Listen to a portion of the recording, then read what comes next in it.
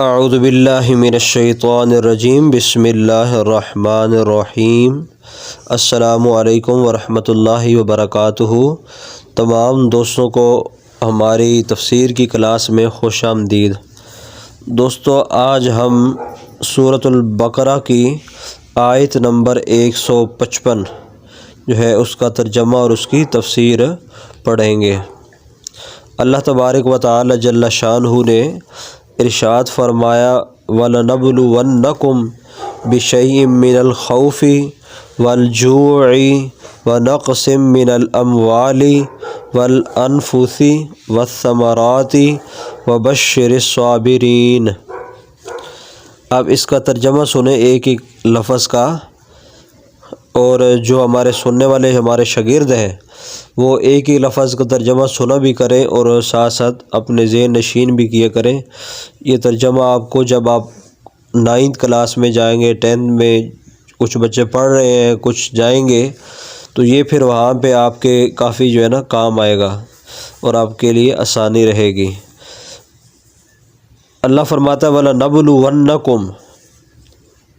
اور ہم تمہیں ضرور آزمائیں گے، بِشَيْءٍ کچھ، من الخوف خوف کے ساتھ، والجوع اور بھوک کے ساتھ،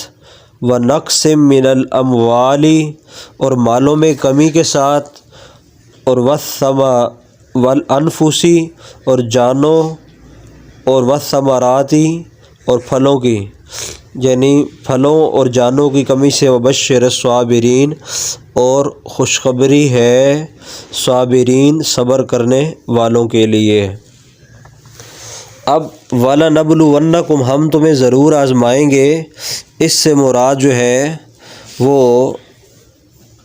جو مومن منافق جو ہے اس کے درمیان فرق کرنے کے لیے بھی اللہ آزماتا ہے، اور جو کامل ایمان والے ہیں اور جن کا ایمان کمزور ہیں تو مومن، تو ان کو بھی اللہ آزماتا ہے۔ تو اللہ فرماتا ہے کہ ہم آزمائیں گے اور اپنے بندوں کو دیکھیں گے، اور وہ کس لیے؟ اور امام شافعی علیہ رحمہ فرماتے ہیں اس آیت کی روشنی میں کہ من الخوفی سے مراد جو خوف ہے وہ اللہ تعالیٰ کا جو ہے وہ خوف ہے، اور والجوعی سے مراد جو بھوک ہے جس کا معنی، اس سے مراد رمضان کے روزے، یعنی رمضان کے روزے تم رکھو گے اور جب تمہیں بھوک لگے گی تو اس سے تمہیں آزمائش میں ڈالیں گے۔ یا اگر اس سے دوسری اگر ہم خود مراد لیں، امام شافعی کے الفاظ تو نہیں ہیں لیکن دوسری مراد اگر لیں تو جیسے کسی کے پاس اتنا کھانے کو نہیں ہے تو پھر اس طرح بھوک سے بھی اللہ آزماتا ہے۔ ایک تو یہاں جو امام شافعی فرماتے ہیں کہ رمضان کے روزے مراد ہیں، تو اکثر اس بھوک سے اللہ تعالیٰ لوگوں کو آزماتا ہے۔ وَنَقْصٍ مِّنَ الْأَمْوَالِ اور مالوں کی کمی سے، اور مالوں کی کمی سے کیسے؟ یعنی اللہ نے مسلمانوں کے اوپر زکوٰۃ رکھ دی کہ سال کے بعد اگر تم صاحب نصاب ہو تو پھر تمہیں زکوٰۃ دینی پڑے گی، اور اپنے مال میں سے 2% نکال کے وہ غریبوں اور مسکینوں میں تقسیم کرنا پڑے گا۔ تو اس طرح ظاہری طور پہ تو مال کم ہوگا، تو اب یہ مال پھر صدقات، اور پھر اس کے علاوہ جس طرح رمضان میں ہوتا ہے فطرانہ، اور جیسے عید قربانی والی، قربانی پہ ہمیں قربانی کرنی پڑتی ہے، جانور خریدنا پڑتا ہے، تو وہاں پہ ہمیں پیسے دینے پڑتے ہیں۔ تو ہاں عید پر جو ہمارے اکثر لوگ ہیں وہ جو عید سے مہینے پہلے اپنے بیٹے کی شادی پہ لاکھوں لگاتے ہیں اور طرح طرح کے لوگوں کو کھانے کھلاتے ہیں، جیسے ہی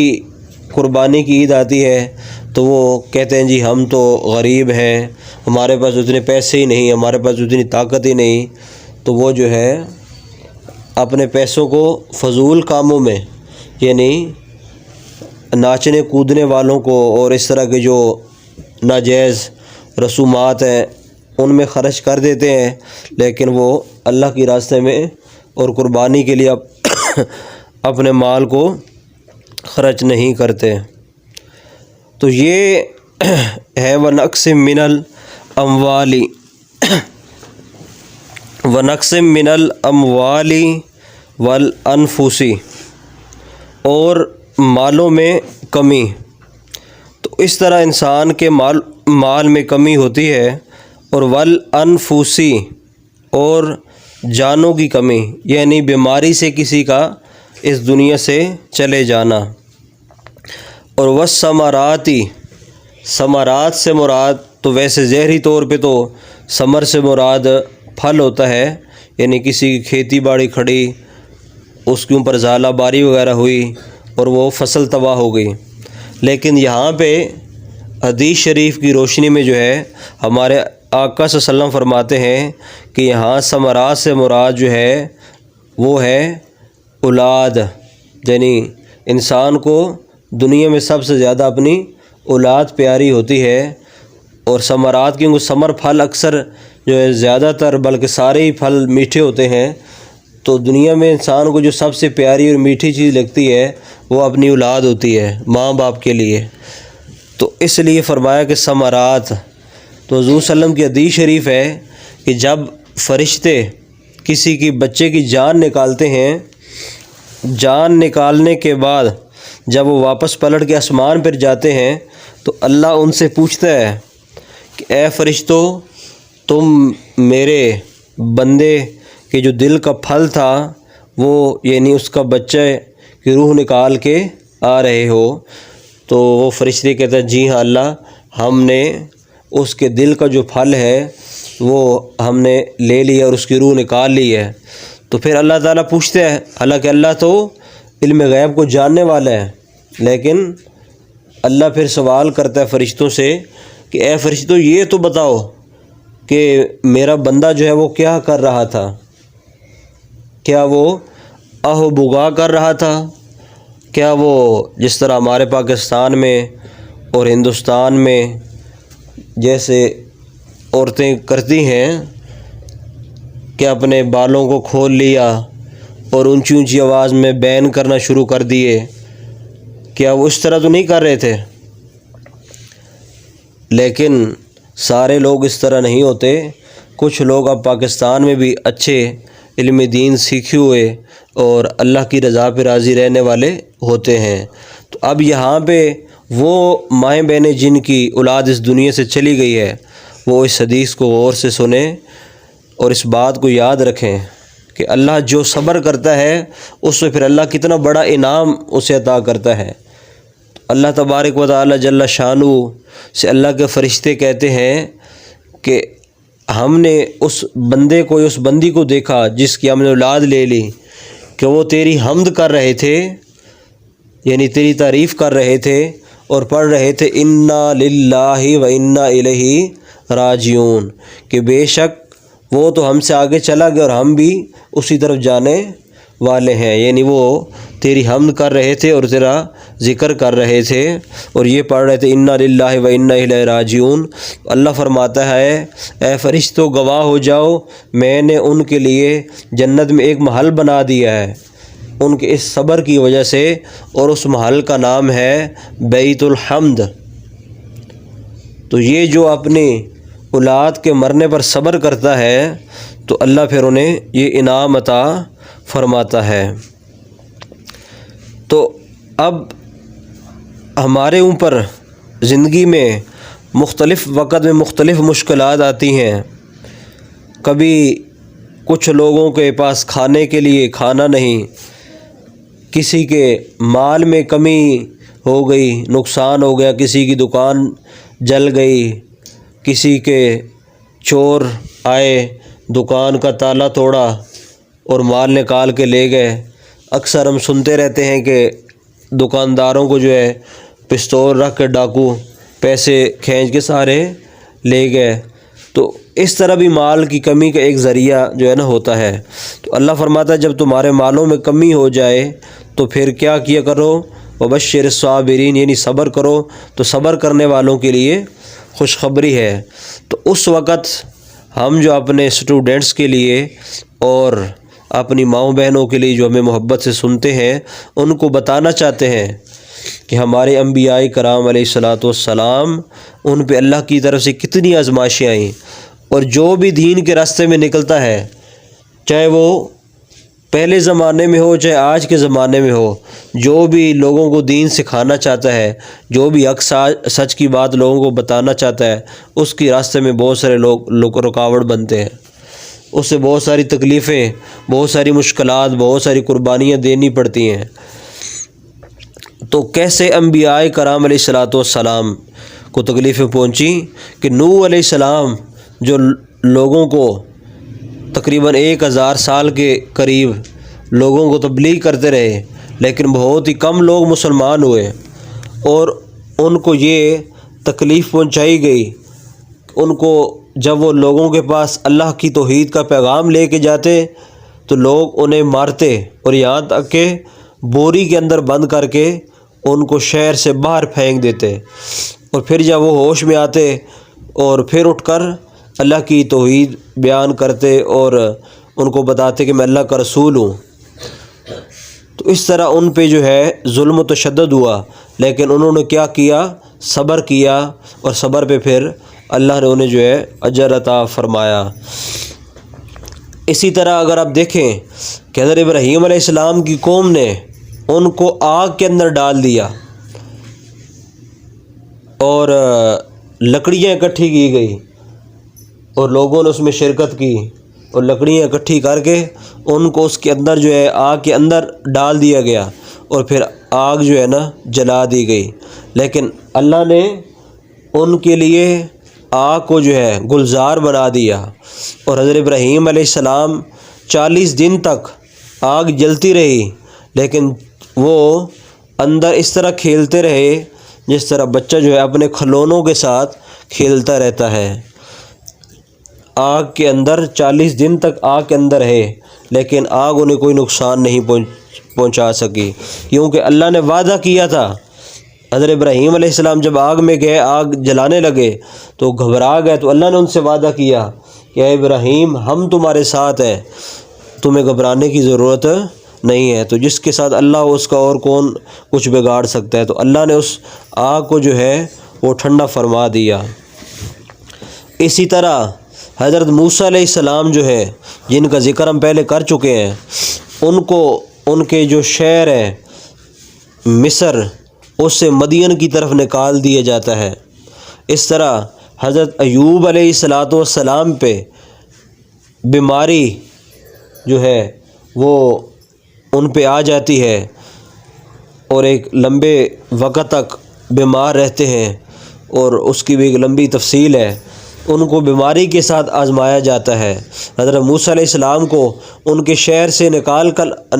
کر آزمایا جاتا ہے، اور حضرت عیسیٰ علیہ الصلاۃ والسلام جن کو لوگ مارنا چاہتے تھے، انہیں پھانسی دینا چاہتے تھے اور انہیں تکلیف پہنچانا چاہتے تھے، اللہ نے ان کو آسمانوں پہ اٹھا لیا۔ تو آخر پہ اگر ہم اپنے آقا صلی اللہ علیہ وسلم کا ذکر نہ کریں تو یہ بہت بڑی زیادتی ہوگی، کیونکہ جن کے صدقے ہمیں رب رحمان ملا ہے، جس کے صدقے ہمیں قرآن ملا ہے، ان کا ذکر تو لازمی بنتا ہے۔ ہمارے آقا صلی اللہ علیہ وسلم جب لوگوں کو تبلیغ کیا کرتے تھے، ایک مشہور واقعہ جو سب بچوں نے سن رکھا ہے کہ جب میرے آقا صلی اللہ علیہ وسلم طائف کے بازاروں میں لوگوں کو ایمان کی دعوت دینے کے لیے جاتے تو لوگ آگے ان کے اوپر پتھر برساتے، اور اتنے پتھر برساتے کہ ان کے پاؤں بھی خون سے لہو لہان اور جوتے بھی لہو لہان ہو جاتے ہیں۔ وہ ان کی جب آقا صلی اللہ علیہ وسلم نماز پڑھنے لگتے تو ان کے اوپر اوجریاں ڈال دی جاتی، اور طرح طرح کی تکلیفیں جو ہے آپ کے راستے میں کانٹے بچھا دیے جاتے، آپ کو جادوگر کہا جاتا، لیکن میرے آقا صلی اللہ علیہ وسلم نے کیا کیا؟ صرف صبر کیا۔ آج ہمیں کو پتھر مارے ایک تو ہماری کوشش ہوتی ہے کہ بدلے میں اس کو 4 پتھر ماریں۔ اگر ہمیں کو ایک گالی دیتا ہے تو ہم یہ سوچتے ہیں کہ جب تک ہم اس کے بدلے میں 5 گالیاں بڑی بڑی انٹرنیشنل جو گالیاں ہوتی ہیں جب تک وہ نہ دے لیں ہماری روح کو تسکین نہیں پہنچتی۔ اسی طرح دنیا کی ہر چیز میں اگر کوئی ہمیں زبانی طور پہ کوئی ہمیں کوئی ایسا جملہ کہہ دیتا ہے تو ہم کہتے ہیں تم نے مجھے اکیلے میں ایسا جملہ کہا ہے، میری بےزتی کی ہے، اب میں تمہیں 4 بندوں میں انشاءاللہ جو ہے بست کروں گی یا کروں گا۔ تو ہم ایک دوسرے سے بدلہ لینے کے عادی ہیں، ہم صبر کرنے کے عادی نہیں۔ تو اے میرے بچوں، یہ آپ کے لیے بھی سبق ہے کہ جو غصے والے ہیں وہ اپنے غصے کو اوپر کنٹرول کرنا سیکھیں، وہ صبر کرنا سیکھیں، اور لڑائی جھگڑے سے، تشدد سے جو ہے وہ بچیں، اور اپنے آپ کو جو ہے وہ حضور پاک صلی اللہ علیہ وسلم کا سچا سچا غلام اور میری بیٹیاں حضرت فاطمہ الزہرا طیبہ طاہرہ کی سچی سچی غلام بن جائیں۔ اور اب آتے ہیں کہ ہمارے آقا صلی اللہ علیہ وسلم نے حدیث شریف میں کس طرح جو صبر کرنے والا ہے یا کرنے والی ہیں خواتین ہیں،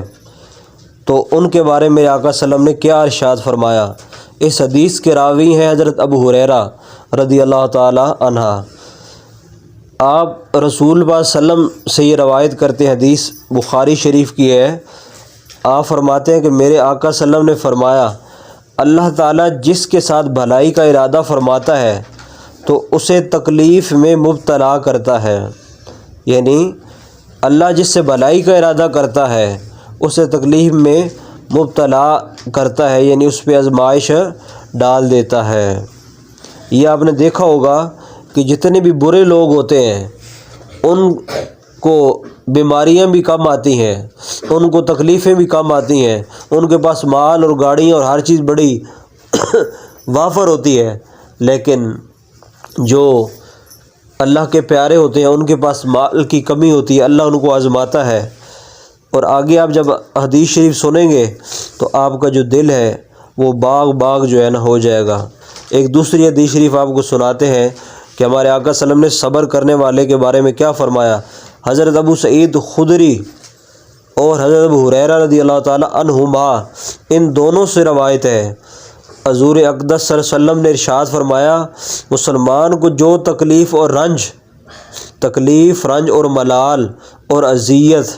یعنی تکلیف کوئی پہنچاتا ہے، رنج کوئی اگر آ جاتا ہے، ملال آ جاتا ہے، اذیت کوئی پہنچتی ہے، یعنی تکلیف جسمانی طور پہ، کسی کے دانت میں درد شروع ہو گیا، کسی کے سر میں درد ہو گیا، کسی کی آنکھ میں درد شروع ہو گیا، کسی کے پیٹ میں درد شروع ہو گیا، یہ ساری چھوٹی چھوٹی تکلیفیں جس سے انسان کو اللہ آزماتا ہے اور چیک کرتا ہے۔ تو جب کوئی بھی تکلیف پہنچے، اور یہاں تک فرمایا کہ اگر کوئی پیدل چل رہا ہو اور چلتے چلتے اس کے پاؤں میں کانٹا چبھ جائے اور کانٹا چبھے تو اللہ اس کے سبب بھی اس شخص کے گناہ معاف فرما دیتا ہے۔ اب کانٹا کے لیے 1 منٹ سے کچھ سیکنڈ کے لیے آپ کو اس طرح کانٹا چبھتا ہے، آپ اوئی کی آواز نکالتے ہیں اور پھر اسے نکال لیتے ہیں۔ اب کتنی اس میں 1 منٹ بھی نہیں لگتا، کچھ 20 سیکنڈ، کبھی 30 سیکنڈ، اتنی ٹائم ہوگا زیادہ سے زیادہ اگر گھڑی پہ رکھ لیا جائے، ہمیں تکلیف پہنچی ہے، لیکن اس سے کیا ہوا کہ اللہ نے تمہارے گناہ معاف فرما دیے۔ جب تم نے کیا کہا کہ یا اللہ تیرا شکر ہے، یہ نہیں کہ راستے میں کانٹا چبھ گیا تو لوگوں کو گالیاں نکالنا شروع کر دی کہ یہ کون سا ایسا جاہل تھا یا کیا تھا، اس طرح بری بری گالیاں دی جو راستے میں کانٹا ہمارے لیے پھینک گیا ہے۔ نہیں، اللہ کا جس نے اس پہ شکر اور صبر کیا، تو پھر جب اس نے شکر اور صبر کیا تو اللہ اسے گناہوں کو مٹا دیتا ہے۔ تو سوچو میری ماؤں بہنوں کہ جب کسی کو دانت میں درد ہو اور وہ صبر کرے، کسی کے سر میں درد ہو اور جسم کے کسی حصے میں درد ہو اور ساری رات وہ درد تو سے ہوتا رہے، لیکن وہ درد کے وقت سونے آقا پیارے آقا صلی اللہ علیہ وسلم پہ درود پڑھتا رہے اور پھر وہ اللہ کو یاد کرتا رہے، تو اللہ کتنا اس سے راضی ہوگا اور اس کے کتنے گناہ معاف ہوں گے۔ تو یہ پیارے آقا صلی اللہ علیہ وسلم کی حدیث مبارک ہیں کہ جس سے پتہ چلتا ہے کہ صبر کرنے والے کے لیے اللہ کے پاس کتنا بڑا انعام ہے۔ آخری حدیث شریف اور اپنی بات کو ختم کرتے ہیں کہ حضرت جابر رضی اللہ تعالیٰ عنہ سے روایت ہے کہ حضور پر نور صلی اللہ علیہ وسلم نے ارشاد فرمایا کہ قیامت کے دن جب مصیبت زدہ لوگوں کو ثواب دیا جائے گا تو آرام سکون والے تمنا کریں گے، یعنی جو دنیا میں عیاشی میں رہے وہ یہ تمنا کریں گے کہ کاش ہمیں دنیا میں کوئی سکون نہ ملتا، اور دنیا میں ہماری جو کھالیں ہیں وہ کینچی سے کاٹ دی گئی ہوتی، یعنی اگر انسان کو سوئی چبھائی جائے، جب ڈاکٹر انسان کو ٹیکہ لگاتا ہے تو اس وقت انسان کو کتنی تکلیف ہوتی ہے، لیکن وہ لوگ جو دنیا میں مصیبت میں رہے، کبھی کھانا نہیں ملا، کبھی پانی نہیں ملا، کبھی ان کو بخار ہو گیا، کبھی نزلہ ہو گیا، کبھی کھانسی ہو گئی، یعنی طرح طرح کی مصیبتوں میں وہ گھرے رہے، اور پھر اللہ قیامت والے دن انہیں یہ بدلہ دے گا کہ ان کے نامہ اعمال نیکیوں سے بھرے ہوئے ہوں گے، اور جو لوگ آرام سکون سے رہتے رہے ہوں گے، جن کو بیماری نے کبھی زیادہ تنگ نہیں کیا اور اسی طرح ان کے پاس مال کی فراوانی رہی، تو وہ اس وقت قیامت والے دن ان کی نیکیاں دیکھ کے، ان کے درجات دیکھ کے یہ کہیں گے کہ کاش ہمارے جسموں کو کینچی سے دنیا میں کاٹا جاتا، ہمیں اتنی تکلیف پہنچتی کہ آج ہم بھی ان لوگوں کے ساتھ ہوتے جن کے درجے بلند ہیں، جو بلند مقام پہ ہیں، جن کی نیکیاں زیادہ اور ہماری نیکیاں کم ہیں۔ تو میرے دوستو، یہ ہے سرکار مدینہ صلی اللہ علیہ وسلم کی حدیث شریف، اور یہ ہے قرآن کہ جو انسان کو کبھی مصیبت آ جائے، کوئی پریشانی آ جائے، تو اللہ یہی کہتا ہے وبشر الصابرین، کہ خوشخبری صرف صبر کرنے والوں کے لیے ہے، رونے والوں کے لیے، غصہ کرنے والوں کے لیے، لڑائی کرنے والوں کے لیے، دوسروں سے جھگڑا کرنے والوں کے لیے، دوسروں کو گالیاں دینے والوں کے لیے اللہ کے پاس پھر خوشخبری نہیں ہے۔ تو ہمارے معاشرے میں اب بے صبری اور لڑائی جھگڑا اور اس طرح کے جو چیزیں ہیں یہ بہت پھیل گئی ہیں۔ میری یہ آپ سے گزارش ہوگی کہ یہ ویڈیو خود بھی سنیں اور اپنے رشتہ داروں تک، اپنے دوست عزیز تک، سارے لوگوں تک یہ ویڈیو جو ہے، تمام شاگردوں سے گزارش ہے کہ اس کو جو ہے آپ شیئر کریں، تاکہ جو لڑائی کرنے والے ہیں، جو بے صبرے ہیں، ان کو یہ اللہ اور اس کے رسول کا پیغام پہنچ جائے۔ کیا پتہ کہ ہماری اس بات سے ان کی زندگی تبدیل ہو جائے۔ اگرچہ کہ انداز بیاں میرا شوق نہیں ہے، اگرچہ انداز بیاں میرا شوق نہیں ہے، ہو